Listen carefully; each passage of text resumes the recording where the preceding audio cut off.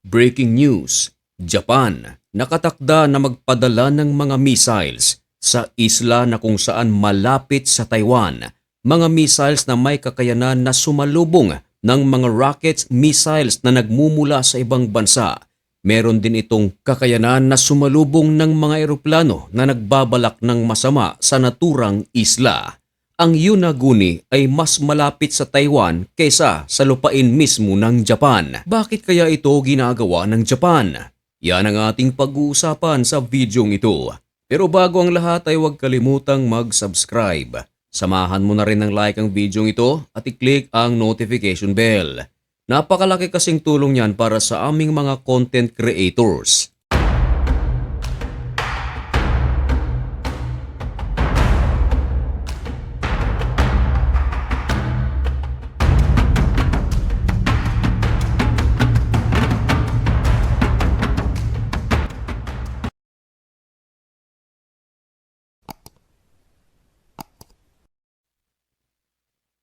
Maligayang pagbabalik mga kaibigan. Kumusta kayong lahat? Ngayon ay February 26, 2026 at nagbabaga at napakabagong balita ang ating ihahatid sa inyo. Dako muna tayo mga kaibigan sa balitang Asia. Malapit lamang ito sa atin.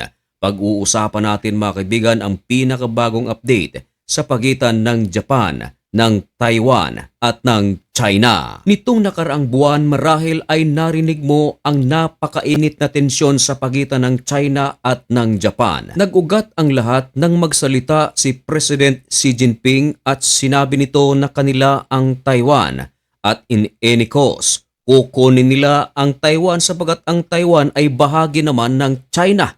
Nagsalita ang Prime Minister ng Japan na si Sanai Takaichi.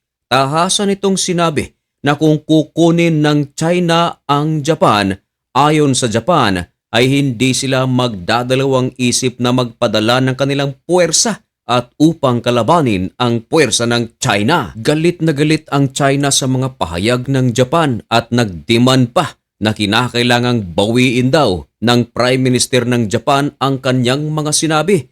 Pero si Sanai Takaichi naninindigan hindi niya raw babaguhin kung ano ang kanyang mga sinabi. Pagkalipas ng ilang araw, nagpalipad ng mga fighter jets ang China kasama naman ang mga bombers ng Russia at ito ay nagliparan malapit sa aerial space na pag-aari ng Japan. Hindi naman nagdalawang isip ang Japan na itaboy ang mga eroplano ng China at ng Russia. Kasama rin pala ng Japan na lumipad ang mga fighter jets ng Amerika. Ilang linggo ang nagdaan. Medyo tumahimik ang China at ang Japan sa kanilang mga isyu.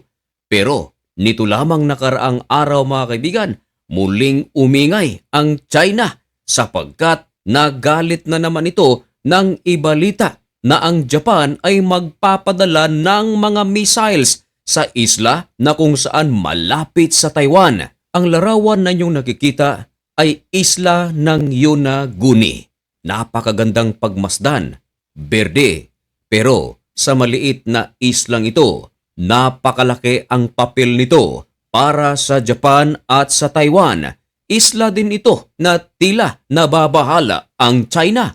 Ang layo dito sa Taiwan ay nasa mga 107 hanggang 111 kilometers lamang. Napakalapit nito sa Taiwan. Mas malayo pa nga ito mga kaibigan sa mainland ng Japan. Dahil, can you imagine, ang distansya nito mula sa mainland ng Japan ay nasa mga 1,900 hanggang 2,100 kilometers.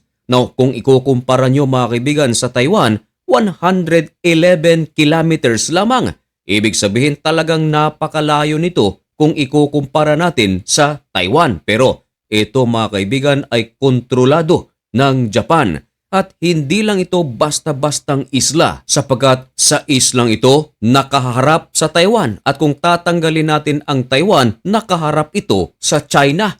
Ibig sabihin kung ang China ay gagawa ng pagsalakay sa Taiwan, madaling makakaresponde ang Japan sapagkat napakalapit nito. At ang naturang isla, maraming mga fighter jets ng Japan ang nakapwesto.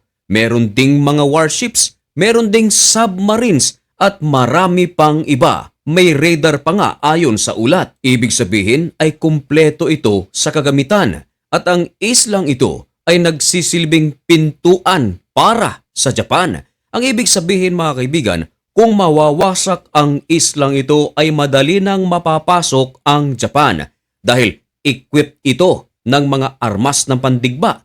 Ngayon, kung ito ay mawawasak, madali nang makakapasok kung sakaling magsagawa ng pag-atake ang China sa Japan. Pero hanggat hindi nawawasak ang isla na ito, hindi mapapasok ang Japan. Kaya napakalaki ang papel nito para sa Japan. Ganun din sa Taiwan. Kahit na hindi hingin ng Taiwan ang tulong ng Japan, ay kusang gagawin ito ng Japan sapagkat ito nga ay pintuan papasok sa kanilang lugar. At nag-alboroto na naman sa galit ang China sapagkat ibinalita na ang Japan ay magpapadala ng mga missiles sa islang ito. At upang patotohanan ang ating sinasabi, ayan, ibinalita ng BBC.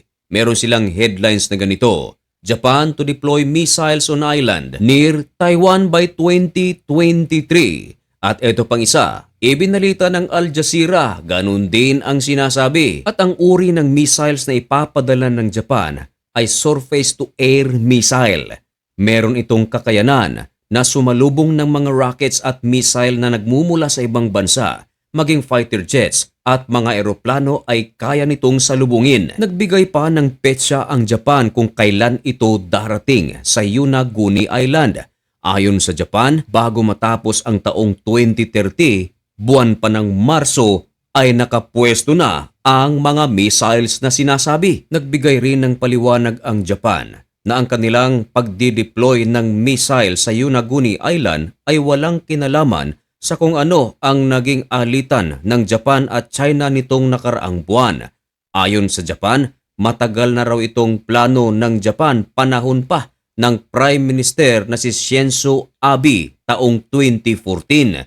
At ngayon lang sa panahon ni Sanay Takaichi, bibigyan ito ng katuparan. Ayon naman sa ibang mga analyst na sa mga aksyon ng Japan, maaari daw itong lumikha ng mas matinding tensyon sa pagitan ng China at ng Japan at ng Taiwan. Dahil normal na talagang magre-react daw ang China sa plano ng Japan, lalong-lalo na missiles ito at malapit lang sa Taiwan. Ganun pa man, ayon naman sa ibang mga eksperto ay wala namang karapatan ang China na magalit sapagkat ang naturang isla ay pag-aari at kontrolado ng Japan.